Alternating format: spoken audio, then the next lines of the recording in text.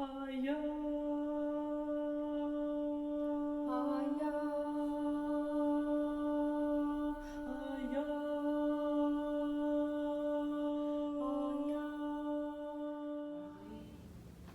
I was born in Ukraine when it was still Soviet Union. My family immigrated to Canada when I was 12. And I'd say I really kind of, in my identity, combine Canada and Ukraine probably to equal measure.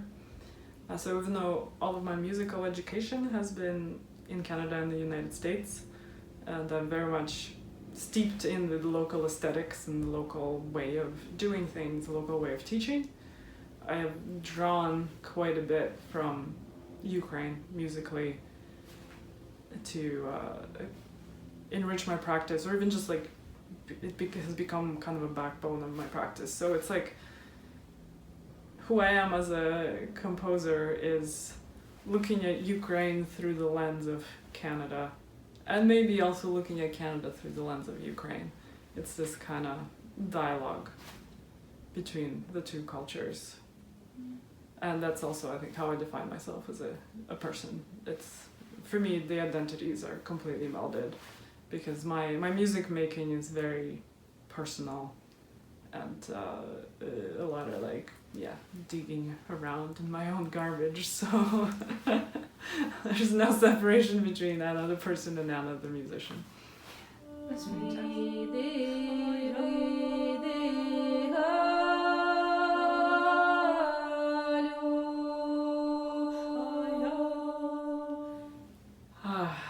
I think for every composer is obviously a different answer for that. For me, as I've mentioned, for me, music is so much about telling stories and about processing difficult emotions. Mm-hmm. So I often think about composing as a kind of swimming in my own black lake. The black lake that is my soul. So all of the darkness that I've accumulated. For me, composing is part of learning how to swim in the black lake without drowning in it. Mm-hmm. So a kind of controlled entry into the darkness, and then a controlled exit. And then I hope that I can, with my music, act as a kind of guide for other people for how to enter the black lake. Yeah. In a way that's safer and more controlled. So you're not just falling out of the sky in the middle of this black lake, but you're walking in, and then you can walk out. Because I think music has potential to be a really physical experience, mm-hmm. and really enveloping kind of emotional experience. Mm-hmm. So, and a lot of my work deals with lamentation, mm-hmm. grieving traditions. So they're kind of set up for that you all cry together and then you feel better after. That's right.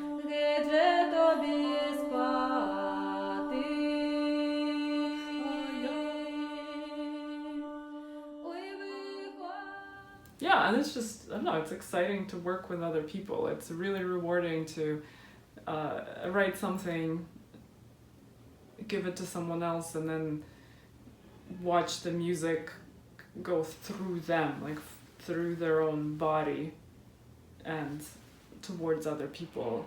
That's, I also do some visual arts, and visual arts, it's not the same. There's no performer involved, so you create the visual, the object, mm-hmm. and then you put it in front of a viewer, mm-hmm. and then they engage with it or they don't. Mm-hmm. Whereas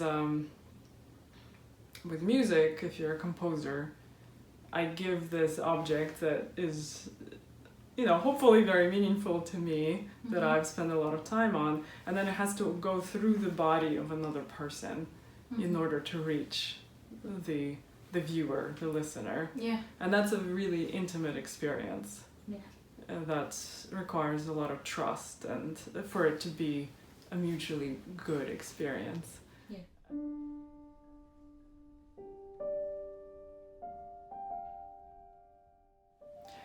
So I'm a freelancer, so I pretty much only compose. Mm-hmm.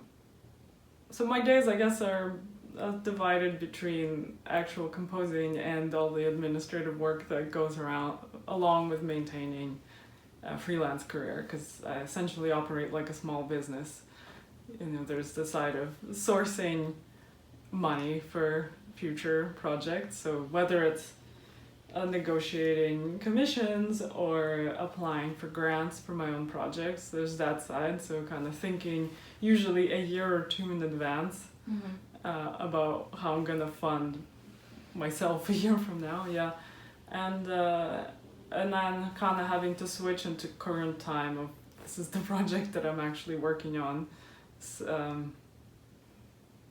So yeah, I don't compose every single day. I tend to go in waves depending on what projects are happening. I don't usually compose more than like 3 or 4 hours in a sitting, unless it's very close to the deadline or past the deadline. Right. Then I can suddenly do a lot more than that. Yeah. Yeah. You might have to.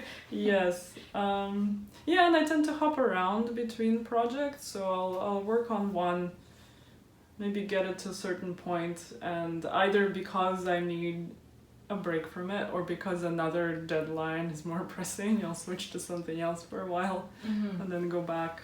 So I go back and forth quite a bit. Okay. Like a lot of my projects at this point are really large pieces. Okay. Like opera. Okay. So they take several years to create, so I can't just be working on that.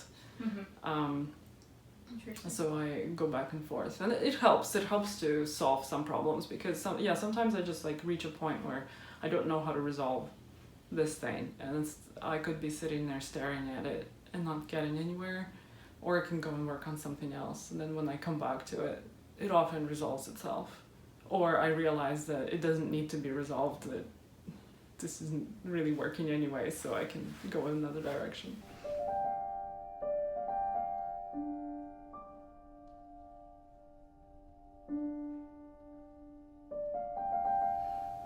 I don't track my hours very precisely, but I feel like it's at least equal amount of time. Yeah. I thought so. But you know, I wouldn't be able to compose any more than I do. That's the thing, is I'm kind of at my creative capacity in many ways. Like there's just, you run out of creative juices at some point. So I can't really say, oh, I wish I didn't have to do any of the admin stuff so I could compose all day. I wouldn't compose all day anyway. Like, yeah, would it be nice to have an assistant who does all that other stuff? Yeah. But then I just go and I just have more free time. Yeah. I wouldn't compose more. Yeah.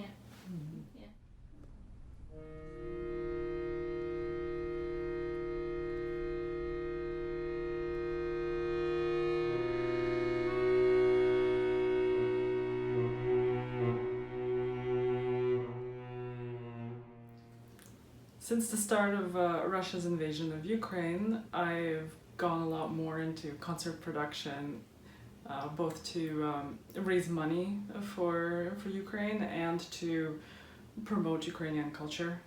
So yeah, I'm in Toronto right now. I'm doing a concert with a really amazing Ukrainian pianist, Anna Sagalova, who fled Kharkiv at the start of the war and ended up in Vancouver, and this is our second fundraiser in Toronto. I thought it went really well. We raised some good money. Did you meet her in Vancouver? How did you meet her? Yeah, so there's a very active Ukrainian church close to where I live, and I'm not at all religious, I don't go to church, and she's Jewish, and but this the priest kind of attracts people to him, so she called the church, he gave her my phone number, and it went from there.